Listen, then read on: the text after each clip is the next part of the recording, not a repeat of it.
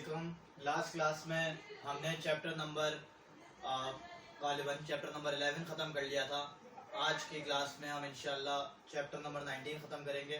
18 में इससे पहले पढ़ा चुका हूँ, और जो चैप्टर 18 है एटॉमिक फिज़िक्स में आता है, और चैप्टर 19 जो है न्यूक्लियर फिज़िक्स की तरफ जाता है, जो फिज़िक्स की ब्रांचेस हैं। तो इसके अंदर सबसे पहले कुछ बेसिक चीज़ें जो कि आप लोगों को पता होनी चाहिए, जो कि मैंने यहाँ पे लिख दी हैं।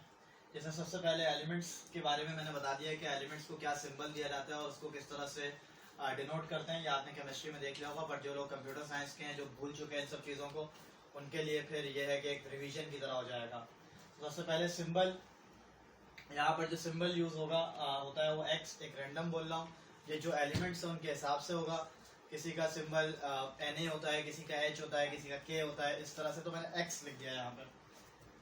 एटॉमिक नंबर कहलाता है नंबर ऑफ प्रोटॉन्स, इसको Z से डिनोट करते हैं, और एटॉमिक मास जो होता है उसको A से डिनोट करते हैं। नंबर ऑफ न्यूट्रॉन अगर मुझे किसी भी एलिमेंट के निकालने हैं तो याद रखिएगा उसका फॉर्मूला होता है कि एटॉमिक मास में से, एटॉमिक मास का दूसरा नाम मास नंबर होता है। अगर एटॉमिक मास में से मैं नंबर ऑफ प्रोटॉन्स को माइनस कर दूं, या मास नंबर में से नंबर ऑफ प्रोटॉन्स को माइनस कर दूं, तो मुझे नंबर ऑफ न्यूट्रॉन्स पता लग जाएंगे। तो मैंने एग्जाम्पल के तौर पे यहाँ पे लिखा हुआ है, एग्जाम्पल क्या है भाई, लेट्स सपोज सोडियम 11 और 23 है। अब X जो है वो क्या हो जाएगा, Na, क्योंकि सोडियम का सिंबल क्या है, Na। Z जो नीचे लिखा हुआ हमेशा याद रखिएगा, ये क्या होता है, ये Z होता है एटॉमिक नंबर। तो यहाँ पे Z की वैल्यू क्या है, 11। जो ऊपर लिखा हुआ हमेशा याद रखिएगा, ये एटॉमिक मास नंबर होता है ये, और ये 23 है। इसका मतलब A जो है मास नंबर क्या है, एटॉमिक मास A 23 है। तो n कैसे आता है, n का फॉर्मूला था A माइनस Z, तो 23 माइनस 11 विल बी 12। तो अगर मुझे किसी एटम के नंबर ऑफ न्यूट्रॉन्स चेक करने हैं तो मैं उसके मास नंबर में से उसका नंबर ऑफ प्रोटॉन या एटॉमिक नंबर माइनस करूंगा, तो मुझे उसका क्या पता लग जाएगा, नंबर ऑफ न्यूट्रॉन पता लग जाएंगे। इसी तरह आइसोटोप्स आप हमेशा 9th क्लास से बचपन से पढ़ते हुए आ रहे हैं। आइसोटोप्स क्या होते हैं, आइसोटोप्स होते हैं ऐसे एलिमेंट्स जिनका एटॉमिक मास सेम हो, एटॉमिक नंबर सेम हो, पर उनका जो एटॉमिक मास है वो डिफरेंट हो। ऐसा क्यों होता है, क्योंकि नंबर ऑफ प्रोटॉन्स, कुछ एलिमेंट्स नेचर में हमने ये देखे हैं जिसके अंदर नंबर ऑफ प्रोटॉन्स जो होते हैं वो तो सेम होते हैं, लेकिन उनके नंबर ऑफ न्यूट्रॉन में फर्क होता है। यानी आपने केमिस्ट्री में अपने सेकेंड ईयर की ये चीज पढ़ी होगी कि भाई अगर किसी एलिमेंट का एक के पास एक प्रोटॉन है तो वो हाइड्रोजन कहलाता है, उसका एटॉमिक नंबर 1 कह दिया। फिर बोला अगर किसी के पास 2 प्रोटॉन है तो वो हीलियम कहलाएगा, उसको एटॉमिक नंबर 2 कह दिया। ये पीरियोडिक टेबल में नंबर 2 पर आ गया वो, कि भाई इसका एटॉमिक नंबर जो है वो 2 है। इसी तरह अगर कोई किसी के पास 3 प्रोटॉन है तो वो लिथियम है। लेकिन हमने क्या देखा नेचर में ये देखा कि ऐसे एलिमेंट्स ही पाए गए जिनके पास सेम प्रोटॉन्स थे।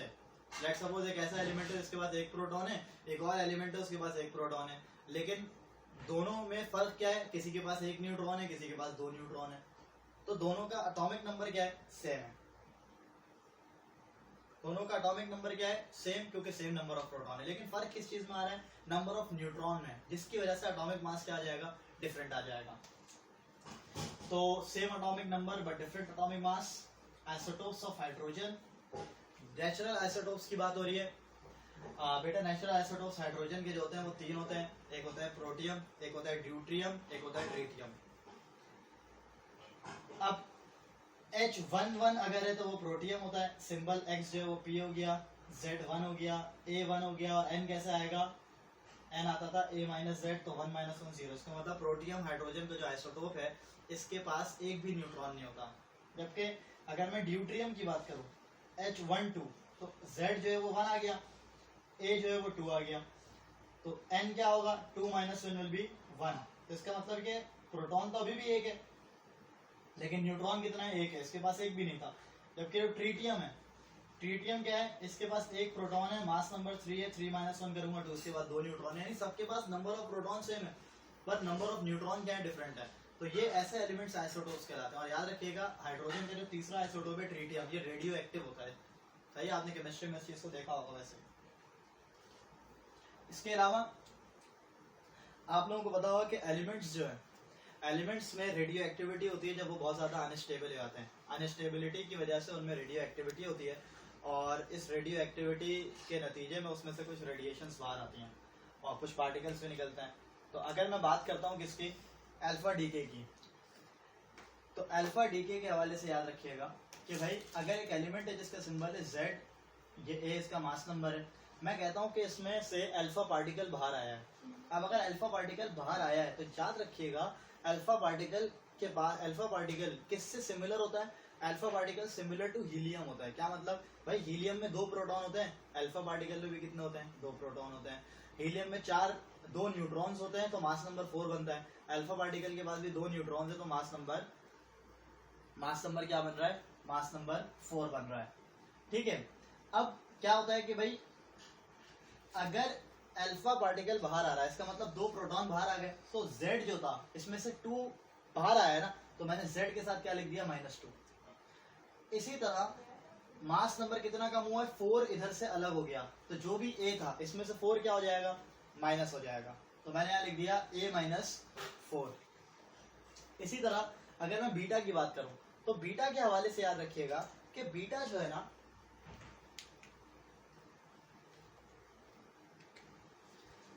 बीटा आपने बचपन से अब तक पढ़ा था भाई, बीटा नेगेटिव होता है, जबकि बीटा जो है ना पॉजिटिव भी होता है। जब मैंने आप लोगों को पेयर प्रोडक्शन का टॉपिक पढ़ाया था और मैंने कहा था कि भाई अल्लाह ताला ने हर चीज जोड़े में बनाई है, तो मैंने कहा था कि जो पॉजिटिव पार्टिकल है उसका जोड़ा जो है वो उसी क्वांटिटी, इसी मैग्नीट्यूड का बस होगा, बस अपोजिट होगा उसका, वो एंटी मैटर कहलाता है या एंटी पार्टिकल कहलाता है। तो मैंने उससे बताया था इलेक्ट्रॉन होता है और एक दूसरा पॉजिट्रॉन होता है, जो पॉजिटिव इलेक्ट्रॉन होता है। अब लेट्स सपोज मेरे पास एलिमेंट था एक्स, जेड और ए, मैं कहता हूँ इसके अंदर से बीटा नेगेटिव निकला है। बेटा अगर बीटा नेगेटिव निकला है, अगर किसी एलिमेंट में से एक नेगेटिव कम हो गया, इसका मतलब उस पर पॉजिटिव बढ़ गया है, तो मैंने यहाँ पे क्या कर दिया, जो Z था उसमें क्या लिख दिया, +1 लिख दिया, क्योंकि Z न्यूक्लियस के अंदर जो प्रोटॉन्स होते हैं वो पॉजिटिव होते हैं। तो अगर पॉजिटिव बढ़ गया तो चार्ज को शो करने के लिए मैं क्या लिखूंगा, Z+1, क्योंकि नेगेटिव बाहर आ गया। ये कुछ नहीं है तो -1 है, +1 -1 वापस मिलके कैंसिल हो जाएगा और सिर्फ क्या बचेगा, Z। यानी इक्वेशंस का ना आपस में बैलेंस होना बहुत जरूरी है, लेफ्ट हैंड साइड और राइट हैंड साइड का आपस में बैलेंस होना। अब देखो अगर मैं कहता हूँ कि भाई बीटा पॉजिटिव निकला है, बीटा पॉजिटिव क्या होगा, fast moving positron, beta negative क्या था, फास्ट मूविंग इलेक्ट्रॉन। अब देखो, अब अगर मैं कहता हूँ कि भाई इसमें से बीटा पॉजिटिव निकला, पॉजिटिव निकल गया ना, इसका मतलब एक पॉजिटिव कम हुआ है, तो Z में से मैं क्या करूंगा, एक चीज माइनस करूंगा। बस याद रखो, अगर पॉजिटिव निकला है तो Z में से एक माइनस कर देंगे, और अगर नेगेटिव निकला है तो Z में से एक प्लस कर देंगे। तो ये बिल्कुल एक रूल बना के याद रखो। और जो गैमा डी के होता है, गैमा ना बेसिकली गैमा पार्टिकल नहीं, गैमा रेज है। तो अब अगर गैमा रेज है तो रेज अगर निकल रही है तो मास पे कोई फर्क नहीं पड़ेगा, एनर्जी निकल रही है। तो होता क्या है कि एलिमेंट्स बहुत ज्यादा अनस्टेबल होते हैं, तो स्टेबिलिटी के लिए वो क्या करते हैं, स्टेबिलिटी के लिए वो लूज कर देते हैं कुछ एनर्जी। जब वो कुछ एनर्जी लूज कर देते हैं तो वो स्टेबल हो जाते हैं। तो ये अनस्टेबल था, फिर ये स्टेबल हो गया, गैमा निकल गया, मास पे कोई फर्क नहीं पड़ेगा।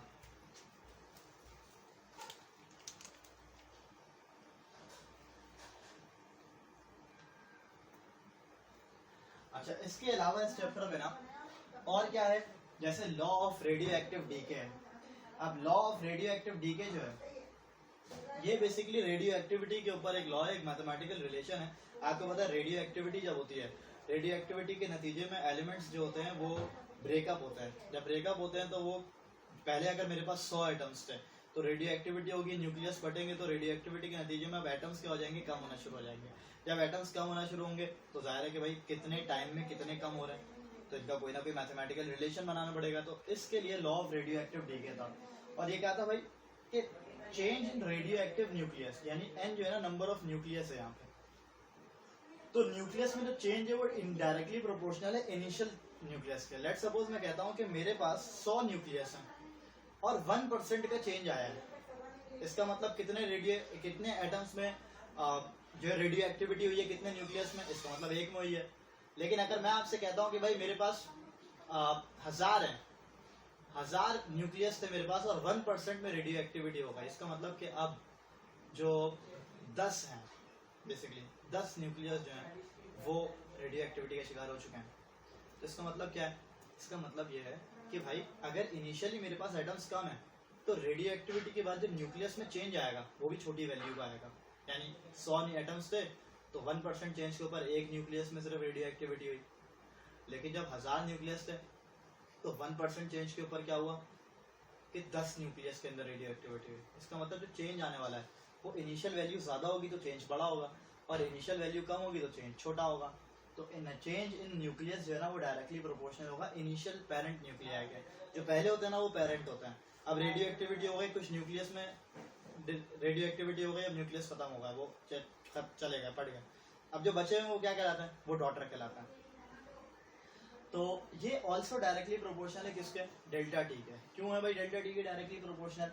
इसलिए कि भाई आप बताओ ना कि भाई बाय द टाइम, मतलब थोड़े थोड़े टाइम के बाद रेडियो एक्टिविटी हो रही है, तो एटम्स क्या हो रहे हैं, खत्म होते जा रहे हैं, इनमें न्यूक्लियस फटता जा रहा है इनका। अब अगर मैं कह रहा हूँ कि भाई मैंने एक सैंपल को 1 साल के लिए छोड़ा, तो उसमें लेट से 100 न्यूक्लियस जो थे उनमें रेडियो एक्टिविटी हो गई, तो क्या 2 साल में भी 100 के 100 ही रहेंगे? वो नहीं, और ज्यादा एटम्स में रेडियो एक्टिविटी हो जाएगी। 10 साल के अंदर और ज्यादा एटम्स में रेडियो एक्टिविटी हो जाएगी। इसका मतलब ये है कि जितना ज्यादा टाइम गुजरेगा न्यूक्लियस में जो चेंज आएगा वो उतना ही ज्यादा आएगा। तो change in radio active nucleus जो है ना वो टाइम के भी डायरेक्टली प्रोपोर्शनल होता है। इनको कंबाइन करने पर यहाँ पर डेल्टा एन बराबर आ जाएगा minus lambda N delta T के। एन डेल्टा टी तो अपनी जगह पर है, लेमडा क्या है, लेमडा यहाँ पे वेवलेंथ नहीं है, लेमडा यहाँ पर क्या है, डी के कांस्टेंट कहलाता है, ये रेडियो एक्टिविटी का कांस्टेंट है। और माइनस साइन क्यों बताया, माइनस साइन शो कर रहा है कि भाई यहाँ पर डिक्रीज हो रही है वैल्यू। क्या मतलब, अगर मेरे पास इनिशियली 100 आइटम्स थे, तो अब जो नई वैल्यू आने वाली है, लेट सपोज कुछ आइटम्स में रेडियो एक्टिविटी हो गई, अब 70 बचे हैं, तो 70 फाइनल हो गया और इनिशियल 100 था, 70 माइनस 100 करूंगा तो आंसर माइनस का 30 आएगा। इसका मतलब जो चेंज आने वाला है वो नेगेटिव आने वाला है, वैल्यू डिक्रीज हो रही है। बात सारी है।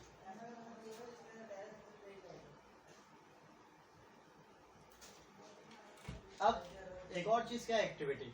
एक्टिविटी बिल्कुल स्पीड की तरह है। स्पीड क्या होती थी, change in radio active nucleus पर change in displacement per unit time, कितनी डिस्प्लेसमेंट में चेंज आया, कितनी देर में आया, वेलोसिटी। और change in distance per unit time आपकी स्पीड बन जाती थी। अब कितना डिस्टेंस कवर किया कितनी देर में, ये स्पीड थी। कितना चेंज आया रेडियो एक्टिव न्यूक्लियस में, कितनी देर में आया, ये क्या है, ये एक्टिविटी कहलाती है। इसका एक और फॉर्मूला होता है n multiply by lambda. n क्या है, रेडियो एक्टिव न्यूक्लियस, लैम्डा क्या है, डी के कांस्टेंट। डी के कांस्टेंट बेसिकली डिसइंटीग्रेशन को ही शो करता है। अब लॉ ऑफ डिसइंटीग्रेशन क्या है, लॉ ऑफ डिसइंटीग्रेशन बेटा एक मैथमेटिकल रिलेशन है, सिर्फ आपको इसके ऊपर कोई न्यूमेरिकल नहीं आएगा, आपको इसको बस याद रखना है कि कभी एमसीक्यू में आ जाए ऑप्शन तो आपको पता हो कि हाँ यार ये होता है। और ये एक्सप्रेशन क्या है कि n is equal to N naught e की power minus lambda t. E एक मैथमेटिकल एक्सप्रेशन है, एक्सपोनेंशियल एक्सपोनेंट कहलाता है ये ई। इसकी फिक्स वैल्यू होती है और ये वेरी करती है, तो एक्सपोनेंशियल फंक्शन कहलाता है। ये इंजीनियरिंग वालों ने पढ़ा हुआ होगा बहुत। तो याद रखिएगा कि n नॉट क्या है, अगर delta n final minus initial है, इसका मतलब n जो है वो फाइनल है यानी डॉटर न्यूक्लियर। मैंने कहा था जो पहले होते हैं वो पेरेंट होते हैं, अब जो बच गया रेडियो एक्टिविटी के बाद वो क्या हो गया, डॉटर हो गया। तो n पेरेंट न्यूक्लियर हो गया, n नॉट पेरेंट हो गया और n क्या हो गया, डॉटर। तो यहाँ कौन सा वाला है, यहाँ पेरेंट न्यूक्लियर है। उसके अलावा एक फॉर्मूला हाफ लाइफ का है, इससे रिलेटेड जब न्यूमेरिकल्स आप करेंगे तो आपको समझ में आएगा। फॉर्मूला वैसे ln2 डिवाइड बाय 2 है, ये सिर्फ आपको देखने का पता होना चाहिए, ये नेचुरल लॉ कहलाता है। जब आप न्यूमेरिकल में सॉल्व करेंगे ना तो न्यूमेरिकल में 0.693 डिवाइडेड बाय लैम्डा, लैम्डा वही डी के कांस्टेंट है।